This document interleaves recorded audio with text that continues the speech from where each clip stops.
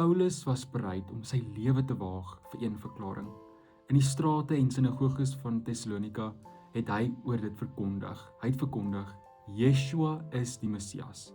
Nie net 'n leermeester nie, nie net 'n rabbi nie, maar die gesalfde, die een op wie die wêreld gewag het. In Handelinge 17 sê Paulus het hy uit die skrifte gaan bewys dat Yeshua, die Messias, moes ly, moes sterf en weer moes opstaan. En dan sê hy dit hardop, hierdie Yeshua wat ek aan julle verkondig is die Christus. Vir ons klink Christus dalk net soos 'n naam wat ons by Jesus sit. Maar vir Paulus was dit 'n ontploffing van 'n betekenis. Dit was iets vir hom besonders. Christus beteken gesalfde, die Messias, die Hamashiach. En Israel het geweet, niemand mag funksioneer sonder die salwing nie. In Moses se tyd het Abba Vader spesifiek vir hom gesê hoe hulle die profete moes salf. Vir Elia het Abba Vader ook gesê hoe die priesters en koning ook gesalf moes word. Maar in Yeshua vloei al drie hierdie strome van salwing in een. Hy is die profeet, die stem van Abba Vader, hoorbaar en naby.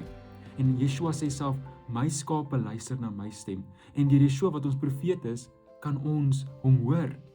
En hy is ook ons priester, die een wat met sy eie bloed betaal het en die pad vir ons na Abba Vader toe oopgemaak het. En dus is al geen meer afstand nie en ook geen meer vrees nie. Laat ons met vrymoedigheid dan na die troon van genade toe nader. En hy is ook ons koning, amper soos hierdie prentjie van die Vader se hand wat jou so styf vashou en jou oor die omstandighede van hierdie wêreld sal optel. Paulus het dit alles geweet en dit was vir hom 'n leefwyse. Dis kom hy gesê het, Yeshua is nie net 'n boodskapper nie, hy is die vervulling van die hele woord.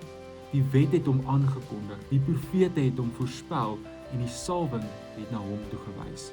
En vandag is daardie Messias ook nie meer ver nie. As hy 'n profeet is, kan jy sy stem hoor. As hy 'n priester is, kan jy met Abba Vader praat. En as hy jou koning is, hoef jy nie alleen te loop nie. En dit is wat alles verander het. Hierdie Yeshua wat die Christus is. Om die volle diens te kyk, loer gerus na die skakel hieronder en kyk op ons YouTube.